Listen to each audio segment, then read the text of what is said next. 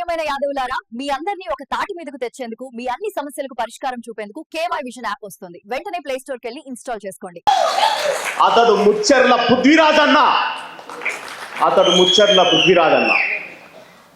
మిత్రులారా, ముచ్చర్ల సత్యనారాయణ గారి 93వ జయంతికి విచ్చేసినటువంటి మీ అందరికీ, ఇప్పటికే నాకంటే ముందు మాట్లాడినటువంటి పెద్దలంతా ఆయన జీవితాన్ని అనేక కోణాల్లో ఆవిష్కరించి ఉన్నారు. నేను ఒకటి రెండు విషయాలు మాట్లాడతా. నా వెనకాల మా రఫీ అన్న ఉన్నాడు వెయిటింగ్ లిస్ట్లో, ఆ తర్వాత ఫైటింగ్ లిస్ట్ అవుతుంది. మా వెనకాల మా తెలంగాణ బిడ్డలు నాకు ఇట్లున్నారు. సో త్యాగానికి నిలువెత్తు చిరునామాగా ఉన్నాడు కదా ముచ్చర్ల సత్యనారాయణ గారు. ఎక్కడ మొదలయ్యి ఆయన జీవితం ఎక్కడికి చేరింది, ఆయన జీవితం నుండి మనం నేర్చుకునేటటువంటి స్ఫూర్తి ఏంటి? ఇవాళ ఆయన జయంతి సందర్భంగా మనం జిల్లాలకెళ్ళి తరలి వచ్చినటువంటి క్రాంతి దళ్ వారియర్లందరికీ కూడా నా జై భీములు తెలియజేస్తా ఉన్నా. ఇవాళ మీ అందరి ఉత్సాహం చూస్తుంటే మా అందరికి ఉత్సాహం వస్తున్నది. వాస్తవానికి జయశంకర్ గారు ఒక మాట చెప్పిండు, నడుస్తున్న ఉద్యమం వల్ల అందరూ ప్రభావితమవుతారు, నడుస్తున్న ఉద్యమం వల్ల అందరూ ప్రభావితమవుతారు, కానీ నడుస్తున్న ఉద్యమాన్ని కొందరే ప్రభావితం చేస్తారు అనేటటువంటి మాట ఆయన అనుకొచ్చిండు. ఆ కొందరిలో ఇవాళ మా పృథ్వీరాజ్ అన్న ఉన్నాడు. మరి ఈ నేల మీద పోరాటం అనేది ఒక వారసత్వంగా వస్తున్నది.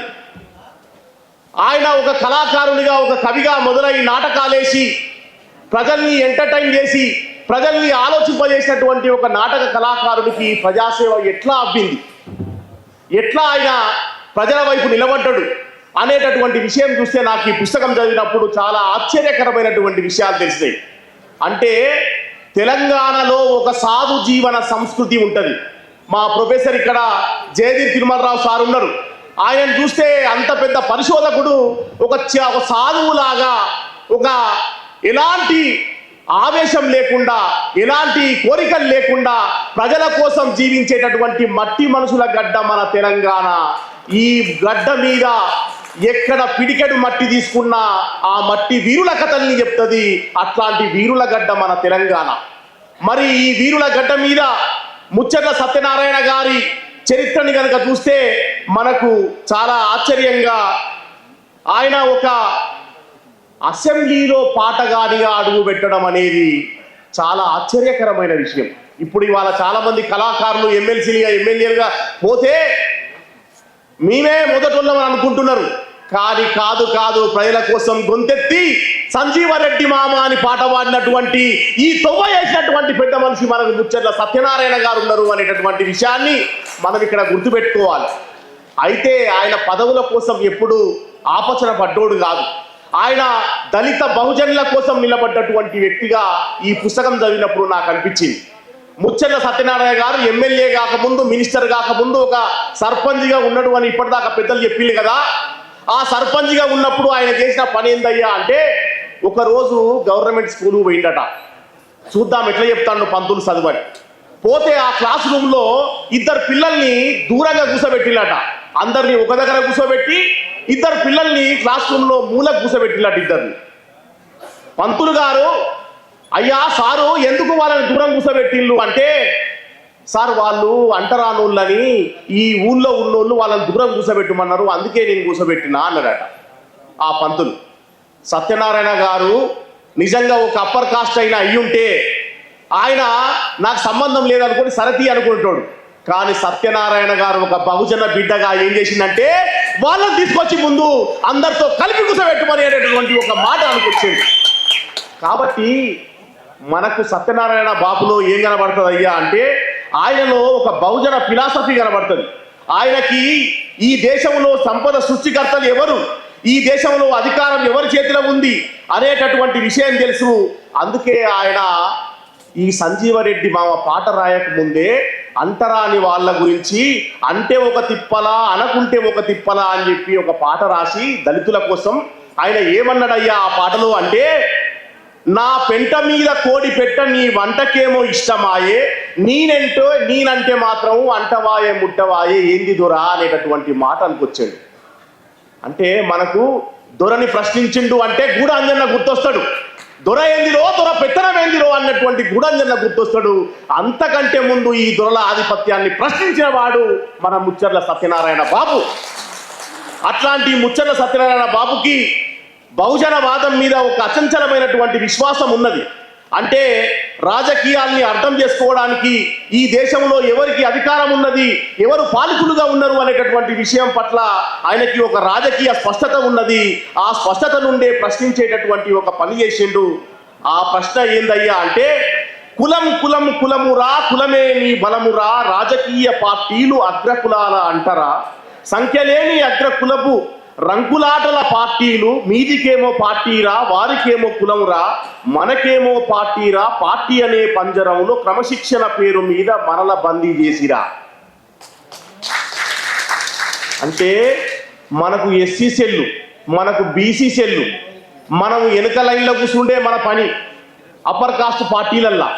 కాబట్టి బాబుకు ఆ విషయం అర్థమై ఈ విషయం రాసిండు.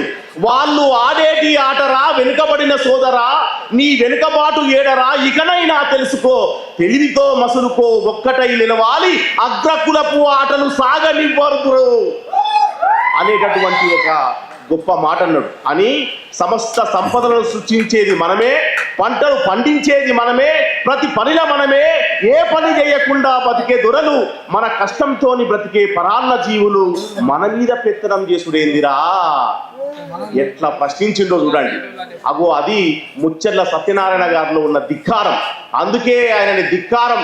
మా చందు సార్ ఒకసారి గట్టిగా చప్పట్లు కొట్టండి. చందు సార్ ఈ పుస్తకం రాసినందుకు మా అభిమాన రచయిత, మాలాంటి యువ రచయితలందరికీ చాలా ఇన్స్పిరేషన్, స్ఫూర్తి అయినటువంటి పి చందు గారు నిజంగా ధిక్కార కిరటాన్ని మళ్ళొకసారి బతికించేటటువంటి పని చేసిండు. మరి అట్లాంటి పని చేసినందుకు ఆయనకు కూడా ప్రత్యేకమైనటువంటి ధన్యవాదాలు తెలియజేస్తా ఉన్నా. మరి నేను ఒక్క విషయం మాత్రం మీ అందరితో పంచుకోదలుచుకున్నా. ఎందుకు ముచ్చర్ల సత్యనారాయణ గారిని మర్చిపోయి, ఎందుకు ఆయనని తెలంగాణ ఉద్యమంలో గుర్తించాల్సినంతగా గుర్తించలేదు, ఆయనకు రావాల్సినంత పేరు రాకుండా పోవడానికి కారణమేంటి? ఈ ఒక్క విషయం మీ అందరితో నేను మాట్లాడాలనుకుంటున్నా. ఒక ఆఫ్రికా రచయిత ఏమన్నాడు అంటే, సింహాలు తమ చరిత్రను తాము చెప్పుకోనంత కాలం, సింహాలు తమ చరిత్రను తాము చెప్పుకోనంత కాలం వేటగాళ్ళు చెప్పిందే చరిత్ర అవుతుంది అనేటటువంటి మాట అన్నాడు. ఆ వేటగాళ్ళు ఎవరు? ఆ చరిత్ర రాసినటువంటి వేటగాళ్ళు మన బహుజనులకు అక్కడ స్థానం లేకుండా చేశారు. కాబట్టి ఇవాళ చరిత్రలో మనకి దక్కాల్సినటువంటి స్థానం దక్కకుండా పోయింది అనేటటువంటి విషయాన్ని ఇక్కడ మనం గుర్తుపెట్టుకోవాలి. ఎందుకు ట్యాంక్ బండి మీద ముచ్చర్ల సత్యనారాయణ గారి విగ్రహం పెట్టద్దు? పెట్టాలా వద్దా? గట్టిగా పట్టుబట్టి చెప్పండి, పెట్టాలా వద్దా? మరి ముచ్చర్ల సత్యనారాయణ గారి విగ్రహం ఈ తెలంగాణ గడ్డ మీద ప్రతి జిల్లాలో, ప్రతి ఊర్లో ఉండాల్సినటువంటి అవసరం ఉన్నది. ఆయన సాహిత్యం మీద సమగ్రంగా అనేక పరిశోధనలు మా పుద్గన్న చెప్పిండు. కాకతీయ యూనివర్సిటీలో ఒక పరిశోధన జరిగింది అన్నా అనేటటువంటి మాట చెప్పిండు. కానీ నేనంటున్నా, ఇక్కడి నుండి ఢిల్లీ దాకా, అమెరికా దాకా దీని మీద పరిశోధన జరుగుతాయి తప్పకుండా. అట్లాంటి ధిక్కార గొంతుగా మనం ముచ్చర్ల సత్యనారాయణ బాబు అనేటటువంటి విషయాన్ని తెలియజేస్తా ఉన్నా. మరి పృథ్వన్న గురించి కూడా ఒక మాట చెప్పాలి. నేను హైదరాబాద్ సెంట్రల్ యూనివర్సిటీలో తెలంగాణ ఉద్యమ పాటల మీద పిహెచ్డి చేసిన. ఆ సందర్భంగా ముచ్చర్ల సత్యనారాయణ గారి పాటల్ని కూడా నా పిహెచ్డి గ్రంథంలో మెన్షన్ చేసిన. ఈ పుస్తకం వచ్చిన సందర్భంగా విస్మృత ప్రజావాగ్గేయకారుడు ముచ్చర్ల సత్యనారాయణ గారు అని ఒక పత్రికకి వ్యాసం రాసి పంపిస్తే, బాపు ఫోటో కూడా ఆ పత్రికకు పంపిస్తే అందులో పృథ్వీరాజ్ అన్న కూడా ఉంటే, ఆ పత్రిక సంపాదకుడు నాకు ఫోన్ చేసి, ఈ ముచ్చర్ల సత్యనారాయణ గారు ఒక లెజెండ్ కదా, లెజెండ్ పక్కన పృథ్వీరాజ్ ఎందుకు ఉన్నాడు అని అడిగిండు.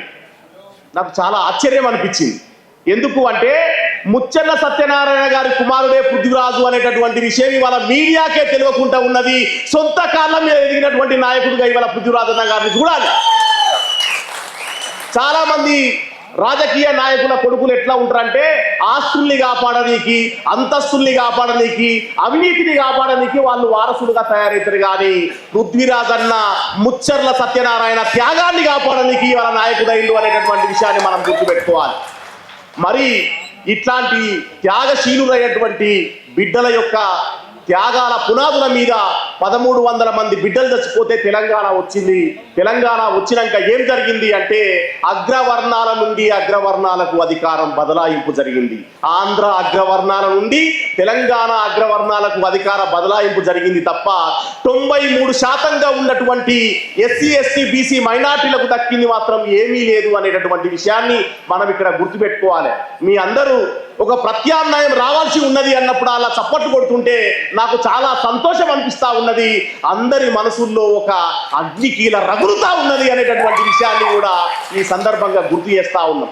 కాబట్టి వాళ్ళ పృథ్వీరాజ్ అన్న చాలా ఆశా కిరణం లాగా కనబడతా ఉన్నాడు. ఆయన ఈ మధ్య ఆయనతో ఒక డే లాంగ్ సెషన్ మీటింగ్ పెట్టుకొని మేము మాట్లాడినప్పుడు ఆయన అద్భుతమైనటువంటి క్లారిటీతో ఉన్నాడు. ఆయనకి డబ్బులు అక్కర్లేదు, ఆయనకి పదవులు అక్కర్లేదు. ఆయనే కాదు, ఈ వేదిక మీద ఉన్నటువంటి పెద్దలు వినాయక రెడ్డి సార్ దగ్గర నుండి మొదలుపెట్టి మా ధరువంజన్న దాకా, మా గిద్దరం నర్సయ్య దాకా, మా యోచనన్న దాకా వీళ్ళంతా కూడా తెలంగాణని కాపాడుకోవడం ఒక్కటి మాత్రమే మాకు కావాలి తప్ప ఇంకా వేరే ఏమి అవసరం లేదు అనేటటువంటి ఒక త్యాగ బుద్ధితోటి ఇక్కడ ఉన్నారు. వీళ్ళంతా ముచ్చర్ల సత్యనారాయణ గారి వారసులు అనేటటువంటి విషయాన్ని నేను మీకు తెలియజేస్తా ఉన్న మిత్రులారా. కాబట్టి ఇట్లాంటి ఆయన జీవితం ఎంత సాదాసీదాగా గడిచిందంటే, ఒక మినిస్టర్గా ఎమ్మెల్యేగా ఆయన హైదరాబాద్కు వస్తే ఎన్టీ రామారావుని కలవాలి అని చెప్పేసి అంటే ఒక ముతుక అంగి వేసుకొని వచ్చినట్ట, మామూలు అంగి వేసుకొని వస్తే ఆ పక్కనున్న వాళ్ళు అన్నారట, ఎన్టీ రామారావుని కలుస్తున్నాం కదా సత్యన్న, జర నీ గెటప్ మార్చరాదే, జర మంచి అంగి వేసుకోరాదు ఏదన్నా అన్నారట. అంటే ఆయన అన్నాడట, ఎందుకు ఇప్పుడు అంగి మార్చుకున్నాడు? మనం ఏమైనా నటులమా? మనం ఏమైనా ఏషాలు వేయనీకి వచ్చినామా? నాటకం వేయనీకి వచ్చినామా? మనం ప్రజల మనుషులం కదా, గిట్టే ఉండాలి అన్నాడట. అగో అది ముచ్చర్ల సత్యనారాయణ అన్న గొప్పతనం. అట్లాంటి ఒక సింప్లిసిటీ. ఇంకా గమ్మత్ ఏంటంటే మన మినిస్టర్లు, మన ముఖ్యమంత్రులు ఇవాళ దొరకరు. కానీ ముచ్చర్ల సత్యనారాయణ గారు ఎంత అద్భుతమైన మనిషి అంటే, ఆర్టీసీ బస్సుల్లోనే తిరిగిండు ఒక మినిస్టర్ గా ఉండి కూడా. ఎవరి వలన అవుతుందా ఇవాళ భారతదేశంలో? కేవలం ఒకే ఒక ముచ్చర్ల వల్ల మాత్రమే అయింది అనేటటువంటి విషయాన్ని మనం గుర్తుపెట్టుకోవాలి. ఒక రవాణా శాఖ మంత్రిగా ఉండి తన ఇల్లు చాలా చిన్నగా ఉంటే జనాలందరూ ఇంటికి వస్తే ఇల్లు సరిపోదని గెస్ట్ హౌస్లే వండుకొని గెస్ట్ హౌస్లే తిని ఉంటే పృథ్వీ అన్న వాళ్ళ అమ్మ పోయి, అయ్యా నువ్వు ఇంటికి వస్తలేవు ఎందుకు అని అడిగిందట. అంటే ఏం లేదు, నాకు బాధ్యత ఇచ్చిల్లు మంత్రి అని, కాబట్టి నేను ఇక్కడనే ఉండాల్సి వస్తున్నది. అంటే మరి ఎట్లా, నేను వండిన తిండి తినక చాలా రోజులైంది కదా. అంటే ఒక పని చేయ, అన్నం గిన్నెలు కూర అంతా ఇది పట్టుకొని రా, ఈయనే కూర్చొని తిందామన్నాడు. That is Mucherla, that is Mucherla. ఎంతకాలం జీవించామన్నది కాదు, ఎంతకాలం జీవించామన్నది కాదు, ఎట్లా జీవించామన్నదే ముఖ్యం అనేటటువంటి బతుకు చూపెట్టిండు ముచ్చర్ల సత్యనారాయణ గారు. కాబట్టి అట్లాంటి త్యాగమైలు పుట్టినటువంటి నేల మీద ఇవాళ తెలంగాణ లూటిపోవడానికి ఒప్పుకోవడానికి మనం సిద్ధంగా లేవు అనేటటువంటి విషయాన్ని కూడా ఇక్కడ నుండి ప్రకటించాల్సినటువంటి అవసరం ఉన్నది. మరి తెలంగాణలో మన బహుజనులకి జరిగినటువంటి అన్యాయం చాలా పెద్ద మొత్తంలో ఉన్నది. మన బహుజనుల విగ్రహాలు ట్యాంకు బండి మీద ఎన్నున్నాయి అనేటటువంటి విషయాన్ని కూడా ఆలోచించాలి. ఇవాళ బాలసుబ్రహ్మణ్యం విగ్రహం తీసుకొచ్చి పెట్టిండ్రు. అసలు వాస్తవానికి పెట్టాలంటే ఇక్కడ గద్దరన్న విగ్రహం పెట్టాలి. ఈ రవీంద్ర భారతి ముందట పాటకు నిలువెత్తు శాశ్వత చిరునామాగా నిలబడ్డటువంటి ప్రజాయుద్ధ నౌక గద్దరన్న విగ్రహం ఇక్కడ పెట్టాల్సినటువంటి అవసరం ఉన్నది. ఒక బండి యాదగిరి విగ్రహం పెట్టాలి, ఒక గూడ అంజన్న విగ్రహం పెట్టాలి, ఒక ప్రజాకవి అందశ్రీ విగ్రహం పెట్టాల్సినటువంటి అవసరం ఉన్నది. ఇక్కడ ఒక నిసార్ విగ్రహం పెట్టాలి. మరి అట్లాంటి చోట ఇవాళ ప్రాంతేతరుల యొక్క ఓట్ల కోసమో, ప్రాంతేతరుల యొక్క మెప్పు కోసమో కేవలం హైదరాబాద్ దృష్టిలో పెట్టుకొని మళ్ళొకసారి వాళ్ళకేమో కంచాలల్లో పెడుతూ మాకేమో ఆకులల్లో పెట్టేటటువంటి నీతి ఎందుకు సారు అని చెప్పేటటువంటి ప్రశ్న ముచ్చర్ల సత్యనారాయణ బిడ్డలుగా మేము అడుగుతా ఉన్నాం, ఈ ప్రభుత్వాన్ని అడుగుతా ఉన్నాం.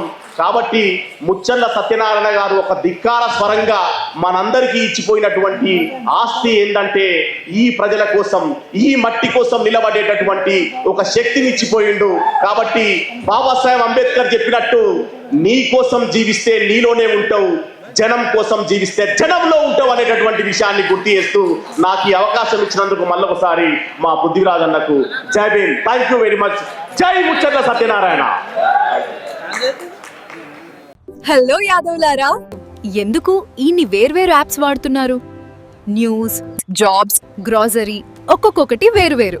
నిజంగా అన్ని పనులకి వేరే యాప్స్ ఉండటం చాలా ఇబ్బంది కాదా? అవును, అందుకే నేను కొత్త యాప్ గురించి నీకు చెప్పాలనుకుంటున్నాను. అవునా? అందుకే కేవై విజన్ యాప్ వేసా. News, jobs, community updates, YouTube videos, grocery, e-commerce all in one. ఒకసారి ఇన్స్టాల్ చేసుకుంటే ఇక వేరే యాప్స్ అవసరం లేదు. చాలా ఈజీగా, సింపుల్ గా ఉపయోగించవచ్చు. మీరు కూడా ఇన్స్టాల్ చేయండి.